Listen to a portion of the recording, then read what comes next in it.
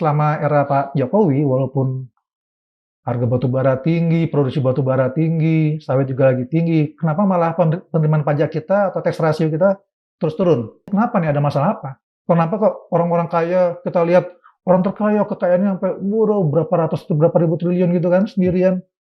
Kenapa kok pajak kita terus menurun? Nikel, itu dia umur cadangannya tinggal 11 tahun. Kemudian tembaga, itu habis 18 tahun lagi.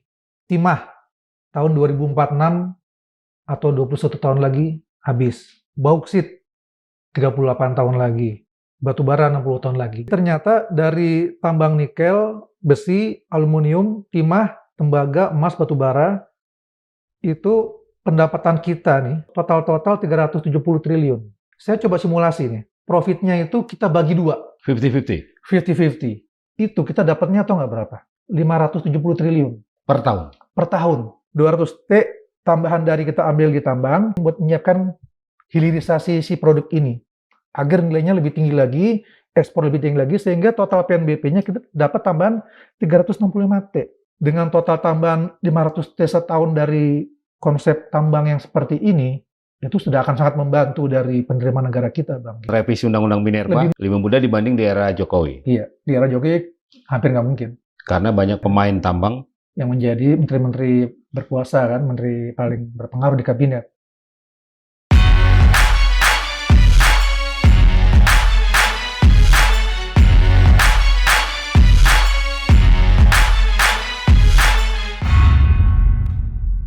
Assalamualaikum warahmatullahi wabarakatuh. Sobat Madilog, bencana yang melanda Pulau Sumatera mengungkap tabir begitu rusaknya kondisi alam Indonesia akibat bisnis ekstraktif yang dijalankan oleh para pengusaha dan juga korporasi yang ada di Indonesia. Dan yang lebih membuat miris, ternyata dari bisnis tersebut, rakyat Indonesia tidak mendapatkan apa-apa dan keuntungan hanya dinikmati oleh segelintir manusia, di antaranya mereka yang saat ini masuk dalam daftar orang terkaya di Indonesia. Seperti apa wajah sektor pertambangan kita? Dan sebenarnya potensi apa yang bisa digali dan bisa dimaksimalkan oleh negara? Saya akan berbincang bersama seorang ekonom muda dari Lingkar Studi Perjuangan. Segera saya sapa Gede Sandra. Mas Gede, terima kasih sudah hadir. Terima kasih, Bang. Mas Gede, sektor tambang kita ini sebenarnya memang untuk rakyat atau untuk siapa? Berdasarkan pasal 33 Undang-Undang Dasar 45, tertulis bumi, air, dan kekayaan yang ada di atasnya itu adalah milik negara dan dipergunakan sebesar-besarnya untuk kemakmuran rakyat. Itu dasar undang-undang kita, Bang. Konstitusi. Konstitusi kita pinginnya seperti itu, ya kan? Tapi kan pada perjalanannya kita tahulah bagaimana di sektor tambang ini, yang pertama masyarakat sudah melihat bahwa ada daya kerusakan lingkungan yang cukup besar yang dihasilkan. Yang kita lihat misalkan bencana Sumatera kemarin, ada selain perkebunan sawit, juga ada tambang-tambang yang dianggap bersalah lah. Dan akhirnya tambang dan sawit itu pun didenda gitu kan. Kemarin kalau tidak salah dari Satgas PKH mendenda sekitar 30-an triliun gitu dari total seluruh perusahaan. Artinya kan ada biaya tambahan, dan apakah selama ini biaya-biaya itu sudah ada gitu kan. Nah, ternyata pada prakteknya, Bang, apa yang diambil oleh negara dari sektor pertambangan ini masih sangat kurang. Masih minim. Padahal di satu sisi kita tahu sebagian dari bahan-bahan mineral kita ini sudah mau habis cadangannya. Saya ambil contoh misalkan nikel. Itu dia umur cadangannya tinggal 11 tahun. Tahun 2036 cadangan sudah habis. Ini beda ya, cadangan dengan sumber daya. Kalau cadangan itu artinya yang sudah dieksplorasi, sumber daya masih ada memang. Tapi ini kita bicara cadangan. Kemudian tembaga itu habis 18 tahun lagi. Tahun 2043 sudah habis. Timah tahun 2046 atau 21 tahun lagi habis. Bauksit 38 tahun lagi. Batu bara 60 tahun lagi. Jadi kita dihadapkan dengan situasi ini tambang-tambang kita, kalau tidak dimanfaatkan dengan benar, ini akan habis. Dan waktu ini cepat sekali berjalan. Kita nggak kerasa lah 5 tahun, 10 tahun, tiba-tiba habis, kita udah menyesal, oh ternyata kita belum maksimal untuk memanfaatkan ini. Nah, bagaimana cara untuk memaksimalkannya? Itu kan pertanyaan seperti itu kan.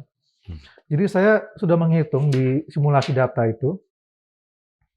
Jadi ternyata dari tambang nikel, besi, aluminium, timah, tembaga, emas, batu bara, itu pendapatan kita nih dari PNBP, pendapatan negara bukan pajak, plus pajak, itu total 370 triliun. Versi yang sebelumnya ya. Nah ternyata, saya coba simulasi nih. Seandainya nih, misalkan setelah royalti, profitnya itu kita bagi 2. Jadi profit dari seluruh tambang ini kita ambil separuh untuk negara tambahan. 50-50. 50-50. Kan selain royalti ada namanya pajak PPh itu 22%.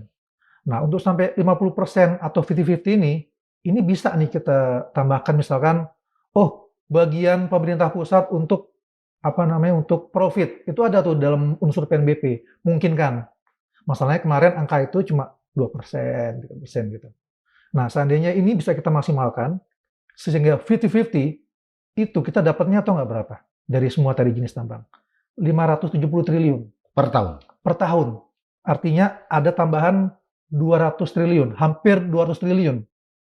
Kemarin kan Pak Purbaya bilang dia akan menerapkan bea keluar, bea ekspor terhadap emas dan batu bara yang diperkirakan akan meningkatkan tambahan penerimaan sekitar 23 triliun. Nah, tadi angka saya kan hampir 200 T. Yeah. Artinya 9 kali lipat nih kita bisa meningkatkan pendapatan ini. Nah, hanya masalahnya ini duit buat apa? Tambahan 200 T. Kalau ini diterapkan ya, kalau negara berani menerapkan ini yang pasti pertama untuk perbaikan lingkungan dulu, Bang. Untuk melakukan reklamasi di seluruh tambang-tambang yang ada. Karena kan kebanyakan pengusaha tidak melakukan itu ternyata. Bisa dicek ke teman-teman lingkungan. Lalai dengan kewajibannya? Lalai dengan kewajibannya, padahal itu sudah diatur semua bahwa mereka harus melakukan reklamasi dan mereka harus setor dana untuk reklamasi, tapi ternyata pada prakteknya terbengkalai lah kira-kira gitu. Nah ini untuk menggunakan, ya sudahlah kalau emang pengusaha repot, pengusaha merasa susah untuk melakukan itu, duitnya aja kami pemerintah yang mengerjakannya bersama para aktivis lingkungan, kira-kira gitulah. Untuk reklamasi, untuk pengolahan limbahnya, untuk segala macam, sehingga lingkungan kita itu di tengah-tengah tambang tidak akan terlalu rusak. Dan begitu ada situasi-situasi bencana seperti kemarin di Sumatera itu, kita bisa lebih merasa merasa aman lah kira-kira gitu. Itu yang pertama untuk lingkungan, untuk memperbaiki lingkungan pasca tambang.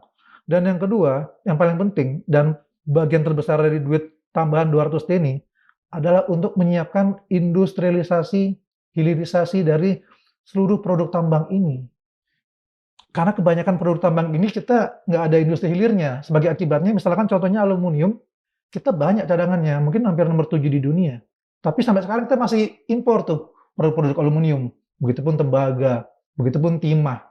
Nah, seandainya nih kita semua punya industrinya, kita punya industri semua dari jenis tambang ini Kementerian SDM sudah memproyeksikan kita bisa mendapatkan tambahan lagi dana sekitar 365 triliun bila seluruh industri ini sudah terbangun. Hilirnya tadi. Iya, jadi ini gini, jadi 200 T tambahan dari kita ambil di tambang, bagi hasil tadi itu. Ya, bagi hasil 50-50 tadi itu kita pergunakan tadi buat lingkungan, oke. Sebagian besarnya ini buat menyiapkan hilirisasi si produk ini agar nilainya lebih tinggi lagi, ekspor lebih tinggi lagi, sehingga total PNBP-nya kita dapat tambahan 365 T. Jadi udah dapat 200 T di sini, dapat 365 T di sini. Ini mungkin kalau yang 200 T tambahannya bisa kita lihat tahun depan atau 2 tahun lagi kalau bisa segera dieksekusi. Bisa segera. Tapi kalau yang industri kan harus dibangun dulu pabriknya segala macam. Mungkin 3 atau 5 tahun lah. Jadi dengan total tambahan 500 T setahun dari konsep tambang yang seperti ini, itu sudah akan sangat membantu dari penerimaan negara kita, Bang. Gitu. Oke. Dan memang selama ini yang menikmati hanya segelintir orang, termasuk mereka-mereka yang masuk dalam daftar orang terkaya di Indonesia. Iya, pasti kan kalau daftar 10 orang terkaya kan isinya batu bara semua tuh dari paling kaya sampai yang paling inilah, pasti mereka punya tambang, ada sawitnya juga, itu kan pasti isinya itu-itu aja. Dan ya mohon maaf ya, belakangan selama ini negara kurang maksimal dalam memanfaatkan penerimaan negara dari mereka gitu. Kenapa? Nah, itu Menyangkut regulasi atau will? saya rasa itu lebih kepada keberpihakan, political will. Jadi mungkin saja ya pada era-era sebelumnya terlalu banyak pengusaha tambang yang di pemerintahan gitu misalkan kan, sehingga banyak sekali kelonggaran-kelonggaran yang diberikan oleh perundang-undangan yang lahir misalkan pada era Jokowi kan, Omnibus Law. Itu kan Pak Purbaya bilang kan, oh itu Omnibus Law membuat kita kesulitan mempajaki perusahaan batu bara nih, karena ternyata kalau mereka profit sangat tinggi, kita nggak ada windfall tax-nya, sementara pada saat harga batu bara lagi rendah, mereka rame-rame minta restitusi pajak gitu. Jadi itu semua di Omnibus Law, ini menurut Pak Purbaya. Jadi memang perundang-undangan itu memang dibuat oleh pemerintah, dan pemerintah ini siapa sebenarnya belakangnya? Oke lah kalau cuma politisi biasa ya kan, tapi kalau politisinya ini punya tambang semua, ya pasti kan kebijakannya, peraturannya itu pasti akan menguntungkan kelas mereka kan, grup mereka lah, kira-kira gitulah. Sehingga akibatnya ya kalau mereka diuntungkan, negara pasti dirugikan karena kekurangan penerimaan segala macam ya. Contoh aja kan selama era Pak Jokowi, walaupun harga batu bara tinggi, produksi batu bara tinggi, sawit juga lagi tinggi, kenapa malah penerimaan pajak kita atau tax ratio kita terus turun? Iya kan? Dulu misalkan 2014 tax ratio kita masih di angka 12%, Pak Jokowi keluar 2024 tax ratio udah tinggal 9% gitu kan. 9-10 lah. Artinya kenapa nih, ada masalah apa? Kenapa kok orang-orang kaya, kita lihat orang terkaya kekayaannya sampai berapa ratus atau berapa ribu triliun gitu kan sendirian. Kenapa kok pajak kita terus menurun gitu? Iya. Jadi selama ini skema untuk bagi hasil antara yang didapat negara dengan pengusaha seperti apa? Ya itu, Mas Gede. Itu ada namanya, pertama kalau tambang itu ada namanya royalti, Bang. Nah, royalti ini dikenakan berbeda-beda dari jenis misalkan batu bara dia berapa persen, timah berapa persen, besi misalkan 2%, itu berbeda-beda angkanya. Nah, setelah diambil dana royalti itu, namanya PNBP, diambil oleh negara, dan mungkin ada iuran-iuran lagi yang lebih kecil gitu kan. Sisanya ini, profitnya ini barulah dipotong lagi oleh negara dalam bentuk pajak. Sebesar, misalkan PPh badan kita 22%, dipotong 22%. Ya, jadi penerimaan negara adalah dari royalti ini dan dari pajak 22% ini.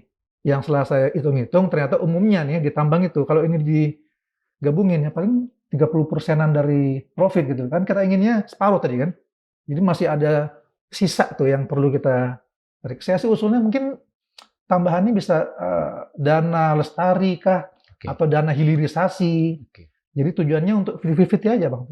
Jadi selama ini negara hanya dapat 30% dari net profit bisnis tambang. Kira-kira lah itu ya. Itu kalau yang laporannya benar. Itu kalau dilaporkan dengan benar Bang. Bagaimana kalau dia main juga dengan petugas pajak kan gitu kan? Bisa aja itu cuma angka-angka di atas kertas lagi-lagi kan? Ternyata nggak benar-benar masuk. Dan bagaimana jika mereka melakukan misinvoicing gitu kan? Kan umumnya kan yang paling besar juga sektor itu tuh, batu bara tuh. Ya. Harga diturun-turunin segala macam. Oke. Upaya apa yang bisa dilakukan oleh negara agar bagi hasil 50-50 itu bisa dilakukan? Yang pertama pasti undang-undang minerba Bang harus direvisi, dicantumkan, dibilang bahwa aturan baru bagi hasilnya seperti ini, pembagiannya itu seperti ini, tapi harus diputuskan di DPR bersama pemerintah. Dan ini undang-undang minerba yang harus direvisi. Caranya itu. Oke. Baru bisa. Kalau menyangkut legislasi kan butuh waktu ya. Butuh waktu. Ada cara lain? Cara lain yang mungkin yang seperti dilakukan Pak Purbaya, karena kan mungkin Kementerian Keuangan dia memiliki keleluasaan lah, tanpa mungkin dia hanya perlu izin ke DPR kan untuk misalkan tadi menaikkan bea ekspor gitu kan sehingga berapa persen itu. Cara lainnya kayak gitu. Tapi kalau untuk mengubah sistem bagi hasil itu undang-undang ganti Bang. Undang-Undang Minerba itu ya. Revisi lah, minimal revisi pasal ayat gitu-gitu. Direvisi ya. Iya. Dan negara bisa melakukan itu harusnya ya. Artinya bagi hasil 50-50 itu harusnya bisa dilakukan kalau kita bicara kepentingan rakyat.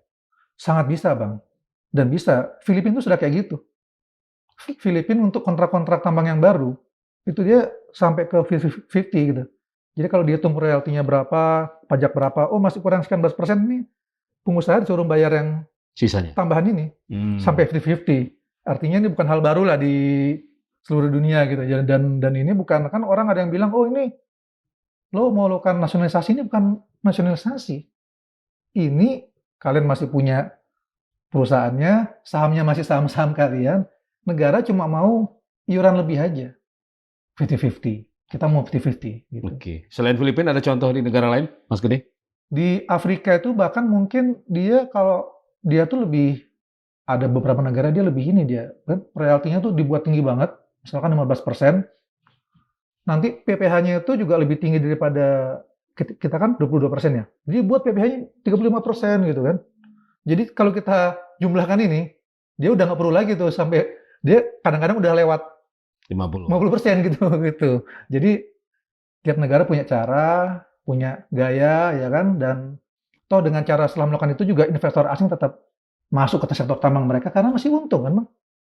Cuma untungnya aja yang kita ini, dan ini kita tahu kan bahwa oh para pengusaha-pengusaha nasional kita yang paling kaya ini kan ya bisa dibilang mereka lah yang akan tanda kutip berkorban ya untuk ini karena profit mereka harus lebih banyak diambil lagi ya. Kan mereka udah nyayur banyak. Mungkin mereka ada nyayur banyak itu ada benernya dan mereka udah merusak lingkungan cukup banyak gitu kan. Oke. Kita perlu itu ada pembenaran seperti itu. Tapi ada hal lain mungkin negara bisa memberikan semacam kompensasi buat mereka kan orang-orang kaya itu udah nggak ya mungkin sudah nggak mau lagi terlalu mereka perlu nama lah sebenarnya kan. Ya kita bangunin aja jalan atas nama mereka atau ada gedung dikasih nama mereka. Atau nanti ada industri hilir yang terbentuk, pabriknya kasih nama kakeknya, pengusaha mana. Jadi namanya kita naikkan, kita berterima kasih lah sudah berkorban gitu kan untuk nusa dan bangsa dengan memberikan profitnya lebih banyak lagi kepada negara. Apakah mereka bersedia kalau untuk bagi hasil 50-50 para pemain tambang ini? Ya kalau kita tanya mungkin nggak akan ada yang bersedia, Bang.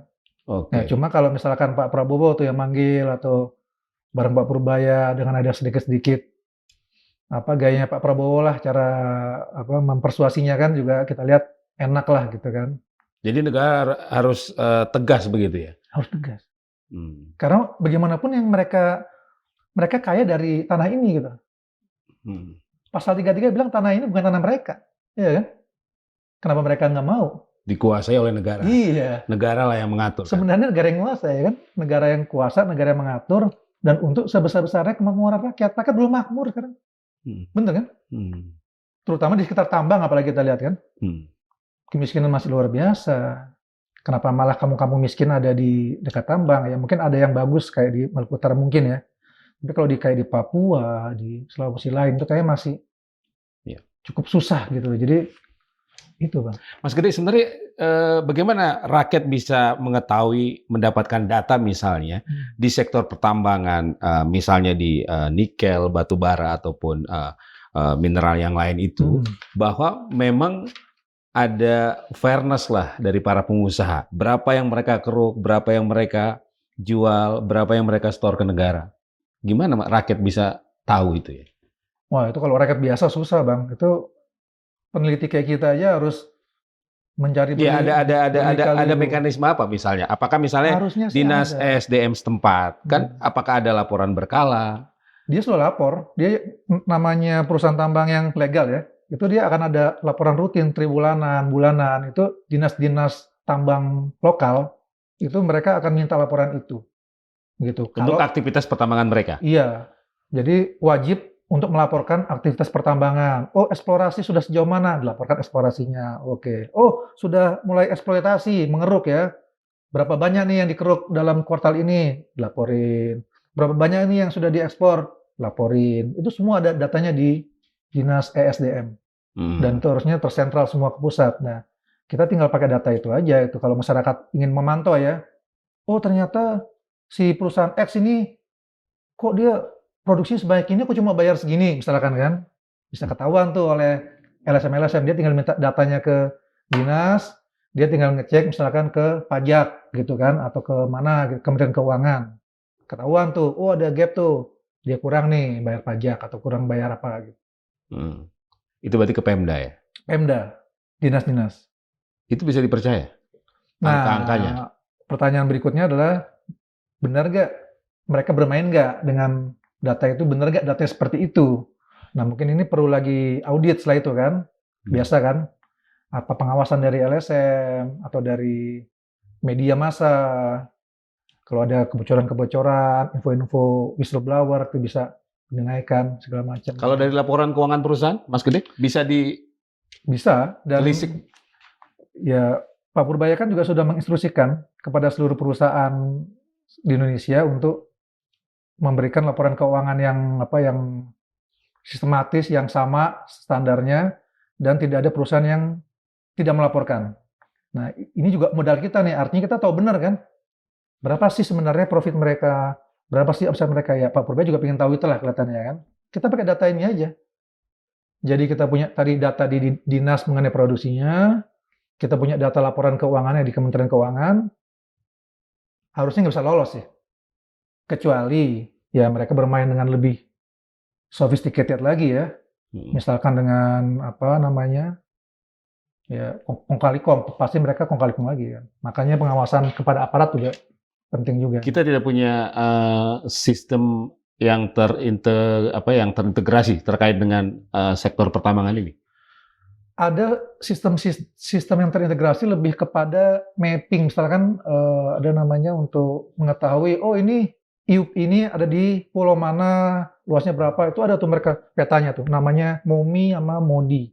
Itu ada di Kementerian SDM, itu bisa kita, itu satu peta satu ini semua gitu. Jadi kita tahu nih misalkan, oh yang aktif IUP yang mana, kita cari, oh di sini lokasinya, oh di sini lokasinya, luasnya berapa, pemiliknya siapa, segala macam.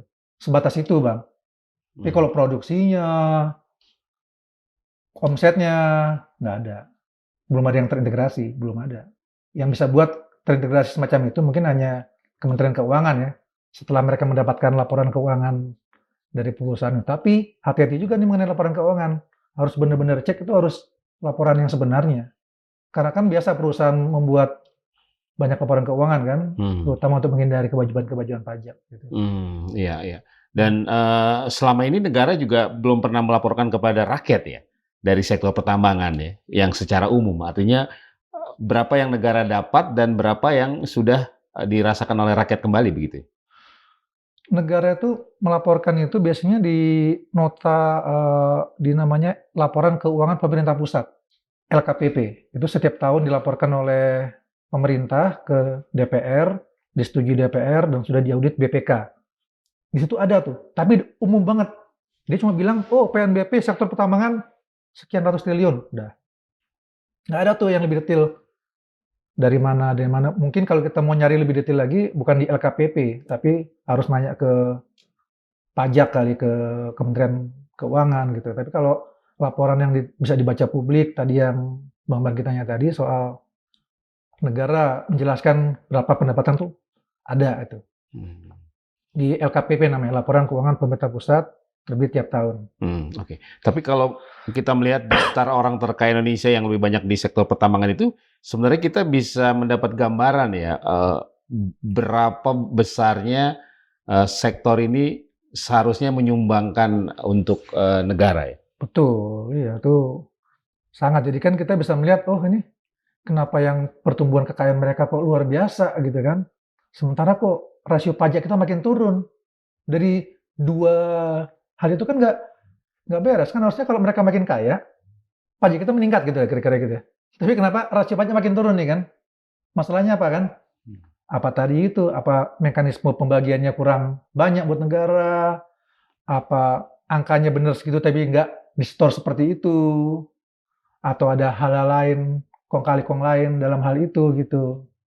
Itu masalahnya, bahkan harusnya tax ratio kita ikut meningkat seiring dengan pertumbuhan kekayaan para pemilik tambang gitu yang jadi orang-orang terkaya di Indonesia.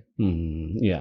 Oke, kalau kita bicara regulasi atau tadi undang-undang minerba. Nah, situasi hari ini apakah para pengusaha tambang masih cukup dominan di kekuasaan, baik di eksekutif maupun di legislatif?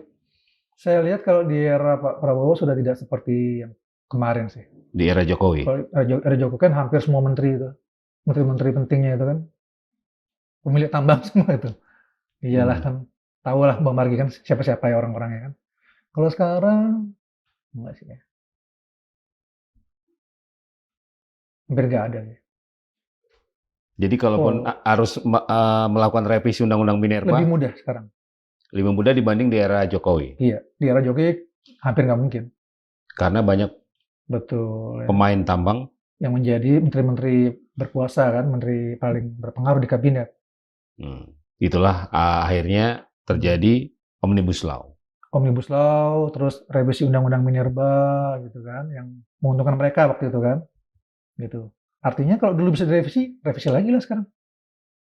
Tapi kali ini tidak menguntungkan mereka kan, menguntungkan rakyat dan masa depan rakyat, dan memastikan ada perbaikan lingkungan, ada pembangunan hilirisasi industri tambang gitu sebenarnya. Oke, kalau memang konsep yang tadi Mas Gede sampaikan untuk bagi hasil 50-50 itu, ini leading sektornya siapa yang harus didorong oleh Pak Prabowo untuk mewujudkan ini? Yang pasti yang paling dibutuhkan adalah pertama Menteri Keuangan itu dia harus bisa menjelaskan bahwa ini penting, ini urgent, dan kemudian tentu kementerian teknisnya, Kementerian SDM yang memang bertugas untuk membuat draft usulan dari pemerintah mengenai si revisi dari Undang-Undang Minerba yang dengan kontrak sistem bagi hasil yang baru kan. Jadi dua itu, Kemenkeu, SDM, Kementerian SDM. Cukup tuh. Ke DPR, ke Komisi Pertambangan, Komisi Keuangan. Mereka aja kemarin waktu Omnibus itu bisa berapa bulan? Cepet tuh kan? Iya, iya. Harusnya nih dengan dukungannya Pak Prabowo yang mayoritas kan di parlemen politik harusnya bisa lebih cepat sih. Bila ada keinginan politik, political will dari Menurut Mas Gede, Pak Prabowo konsen terhadap hal ini? Pasti. Itu kan ada di hal-hal kayak gini tuh ada di tulisan-tulisan di buku-buku beliau.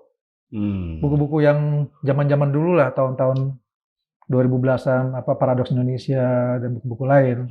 Beliau punya ide kayak gini.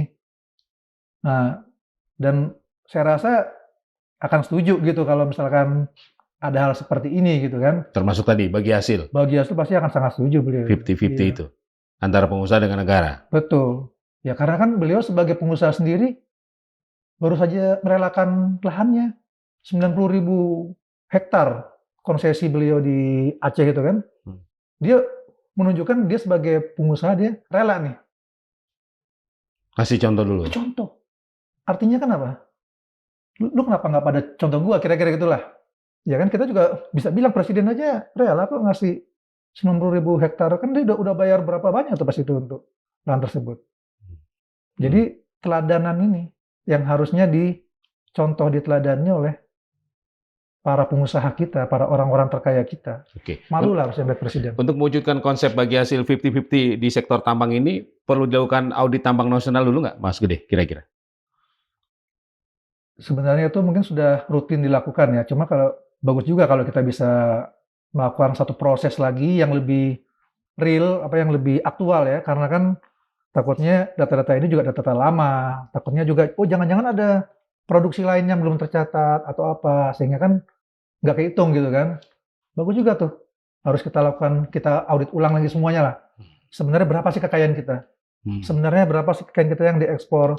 Sebenarnya apa sih kebutuhan-kebutuhan industri kita untuk memanfaatkan kekayaan ini? Gitu. Diulang lagi aja. Saya rasa tuh semua alih-alihnya ada banyak, data-datanya juga pasti sudah bertebaran, hanya tinggal lihat political will itu aja. Termasuk tadi data cadangan itu ya? Data cadangan diperbarui semua, data sumber daya diperbarui semua, sehingga ketahuan umur cadangannya berapa, jumlah izin berapa, luasan berapa gitu kan. Berapa banyak yang sudah dieksploitasi dan sebagainya. Berapa banyak yang sudah dieksploitasi, berapa banyak yang belum gitu. Dan yang cukup masih bernapas panjang emas ya? Di catatan kita ini emas dan perak masih 200 tahun lagi habisnya. Cadangan kita, Istimewa kita nih ya. cadangan emas kita. Cadangan emas kita. Dan si emas ini bisa masih sangat banyak. Itu ternyata karena laju produksinya itu cuma sekitar 6 juta ton biji per tahun. Sementara cadangannya 4 miliar. Makanya masih lama kan? Artinya cara kita berproduksi ini kurang maksimal nih kan, sehingga masih sangat lama baru habis gitu kan. Kan harusnya bisa kita tingkatkan 2 atau 3 kali lipat. Ada apa nih kenapa selambat ini gitu kan? Apa ada latar belakang tertentu ya kan? Emas dan perak nih masih 200 tahun lagi karena kayaknya terlalu lambat kita ini. Selama ini yang lebih banyak menikmati siapa kalau di sektor emas ini? Kalau emas kan memang terbesar masih Freeport ya. Nah ini Freeport juga menarik dia. Sebenarnya pola kerjasama pola kepemilikan saham Indonesia Freeport ini kan sudah mirip dengan ide kita tadi 350. Karena apa? Karena kan ya sahamnya sudah 51% saham Indonesia. Logiknya kan, jadi setiap Freeport dapat profit, Indonesia punya hak 51% ya dari profitnya. Tapi saya cek ternyata data terakhir tahun 2024 itu profitnya Freeport kalau nggak salah 76 triliun gitu. Yang dibagi ke negara ini sudah Pemda plus pemerintah pusat cuma 7T. Ya itu kan, nah alasannya dividen mereka yang diputuskan seginilah kira-kira gitu. Berarti hanya 10%? Cuma 10% nih. Nah ini kan saya nggak tahu apa ada pertimbangan lain di Board of Director Freeport, apa negara atau perwakilan Indonesia kurang bisa mempengaruhi dari keputusan perusahaan agar bisa mendapatkan nilai lebih gitu kan, dari nggak cuma tadi 10% gitu kan. Karena kan kalau konsep kita tadi kan separuhnya 50%. Seandainya aja misalkan kita dapat 35T kan separuhnya segitu kan, itu mantep banget, itu bisa, apalagi mungkin separuhnya kita kembalikan pula ke Papua yang penduduknya cuma 2 atau 3 juta itu. Bisa makmur cepat itu. Sebenarnya ya, kalau Freeport cara mainnya kayak gitu. Jadi bukan cuma sahamnya 51% doang sebenarnya. Profitnya pun harus kita minta sebesar itu untuk Freeport ya. Sebenarnya sudah ada sedikit contoh lah. Sayangnya pembagiannya nggak sebesar itu aja gitu. Bagaimana Newmont, kemudian ada Merdeka Copper? Ada Newmont, ada Merdeka Copper. Ada yang kemarin di Sumatera ya? Baru ditutup nih, Martabe, Agincorp. Nah itu juga, kita juga harus melihat kalau ditutup seperti itu, bagaimana nasib para pekerja tambangnya. Kan mereka ini juga punya keluarga di rumah, mereka juga menggantungkan hidup. Banyak sekali rakyat Indonesia yang kerja di sana gitu kan. Ini juga harus dipikirkan, yang ditutup-tutup ini, nasib pekerja tambangnya itu negara harus melakukan apa gitu kan, apa dipindahkan, apa gimana, itu harus ada kejelasan karena ini dari teman-teman saya juga ada yang banyak kerja di situ soalnya, itu mereka titip lah bagaimana nasib kami nih seandainya benar-benar ditutup gitu. Iya, baik. Jadi memang situasi di Sumatera harus menjadi pelajaran bagi kita semua ya, bahwa mitigasi termasuk tadi itu ya, konsep 50-50 bagi hasil itu sangat penting ya. Betul. Untuk kelestarian lingkungan, reklamasi, dan sebagainya. Pengolahan limbahnya. Oke. Mas Gede, sebenarnya apa cost termahal dari praktek bisnis tambang ini? Nah, kalau di galiannya sendiri itu memang itu tidak terlalu kompleks ya sebenarnya. Kan beda nih kalau kita bangun pabrik. Kalau di tambang itu modalnya paling cuma eskavator, ngeruk segala macam, mobil truk gitu kan, pelabuhan segala macam. Nah, mereka keruk-keruk aja, Bang. Lebih mudah kalau tambangnya berada di atas atau open pit. Artinya dia dekat kan. Tapi memang kalau sudah mulai masuk ke bawah itu yang perlu teknologi sangat tinggi dan biayanya sangat tinggi di situ. Contohnya Freeport itu udah seperti itu dia, udah masuk ke bawah banget dia. Kalau yang kayak di Kalimantan, apalagi nikel itu kan di atas semua itu, gampang gitu. modal eskavator sama truk aja tuh mereka itu. Jadi sangat sederhana sebenarnya bisnisnya ya. Iya. Makanya mereka bisa profitnya itu 40-50% loh dari Setelah dipotong ongkos iya, produksi. setelah dipotong biaya produksi dapat profitnya sangat besar. Makanya kan kita wajar nih mau dari yang profit yang sangat besar yang mudah mereka dapat itu, kita minta separuh lah. Kan gitulah kira-kira ya. Oke. Dan itu bisa segera dieksekusi ya?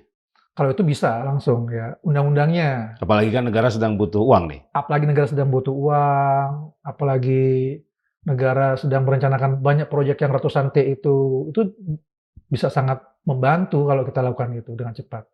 Dan banyak negara lain sudah melakukan itu. Dan negara-negara lain juga yang punya tambang itu juga sudah mengarah ke sana karena mereka juga udah mulai kehabisan. Caranya gitu untuk melindungi biar mereka bisa lebih banyak manfaatnya dari bahan tambang yang sudah makin menipis ini. Oke. Kalau untuk tadi hilirisasi tambang bisa menyerap berapa banyak tenaga kerja kalau dijalankan, Mas Itu Gede? kemarin diperkirakan oleh Kementerian SDM bisa 1-2 juta tuh kalau total dibangun semua itu. Lumayan kan? Dan itu Oke. pekerja-pekerja yang bergaji tinggi lah kira-kira karena emang di sektor manufaktur yang nilai tambahnya tinggi kan, memang produknya kan harganya mahal gitu kan. Itu 1 juta orang dengan daya beli yang tinggi kan lumayan buat perekonomian juga kan. Itu butuh waktu berapa lama, Mas Gede, untuk mewujudkan industri hilir tambang itu? Untuk proses pembangunan pabrik mungkin rata-rata bisa 3-5 tahun lah kira-kira itu. Ada yang cepat bisa 3 tahun udah beroperasi, ada yang ya tapi kalau disitulah peran negara masuk untuk mempercepat itu, Bang. Misalkan tanahnya dicarikan oleh negara. Misalkan ada program reforma agraria itu kan nggak cuma boleh buat petani harusnya, itu buat industri juga negara bisa lakukan itu lewat Kementerian ATR. Jadi menyediakan lahan untuk hilirisasi industri. Kan enak pengusahanya kan, dia udah nggak perlu cari tanah, dia nggak perlu membebaskan tanah di mana, dia cuma bawa modal untuk pabriknya misalkan dan teknologinya, negara sediakan tanahnya. Mungkin nanti dari duit 200T itu negara bisa lah nyumbang berapa puluh persen untuk, jadi biar modalnya nggak semuanya dari asing gitu kan, join lah. Jadilah itu, bisa lebih cepat, mungkin bisa kurang dari 3 tahun. Kan yang lama itu kan nyari tanah, pembebasan lahan, konflik lahan, kan seringnya kayak gitu kan yang lama itu kan. Tapi kalau negara masuk, aparat masuk, memastikan, ya kayak Vietnam itulah. Kan Vietnam tuh gampang tuh orang mau bangun industri. Tanahnya disediakan, lu sono. Karena udah reforma agraria lama gitu kan. Tapi apa jaminannya bahwa hilirisasi sektor tambang itu benar-benar kembalinya cukup besar juga untuk Indonesia? Iya, yang tadi angkanya itu, dia dapat PNBP tambahan 350T. Kalau seluruh industri hilir tambang terbangun, dapat tambahan 350T.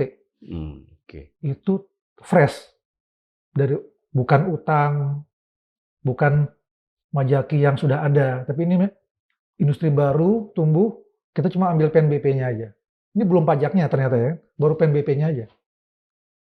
Okay. 350T itu besar banget Bang, itu udah kayak tadi kan 200T tambah 350T, 500T sebenarnya. Kalau tambang dari penggalian sampai hilirisasi ini benar-benar jalan, kita kuasain dan jalan. Sehingga akhirnya kembali ke rakyat juga ya? Sehingga 500T itu bisa kembali ke rakyat dalam program-program MBG, misalkan mau menggratiskan kuliah, misalkan mau membangun rumah 3 juta rumah, kan itu kekurangan duit untuk bangun 3 juta rumah. Meningkatkan gaji guru. Meningkatkan gaji guru, mengangkat guru-guru honorer, memberikan jaminan-jaminan sosial untuk rakyat kita yang masih sangat miskin, jaminan makanan, jaminan apapun, jaminan basic income universal. Itu kan ada tuh namanya universal basic income. Jadi orang-orang miskin itu dikasih duit 1 juta setiap bulan gitu. Itu juga bisa dilakukan. Itu kan kita nggak akan lihat lagi orang-orang keleleran, gelandangan kalau sudah itu terjadi. Pak. Berarti menurut Mas Gede selama ini apakah salah urus nih soal sektor tambang ini oleh negara? Pengelolaannya belum yang terbaik lah kira-kira gitu kan. Belum tepat. Belum sesuai pasal 33. Belum benar-benar memakmurkan rakyat. Masih memakmurkan segelintir orang. Sedikit orang. Itulah. Oke. Mas Gede, terima kasih. Terima kasih, Bang. Sobat Madilog, itu tadi perbincangan saya bersama Gede Sandra, ekonom muda dari Lingkar Studi Perjuangan ya, mengenai wajah tambang kita dan konsep yang ditawarkan, yakni bagi hasil 50-50 antara negara dengan pengusaha dan juga terkait rencana hilirisasi sektor tambang agar bisa meningkatkan pendapatan negara dan juga penciptaan lapangan pekerjaan. Semoga bermanfaat. Saya Margi Sari pamit. Wassalamualaikum warahmatullahi wabarakatuh. Waalaikumsalam. Mas Gede, terima kasih. Terima kasih Bang Margi.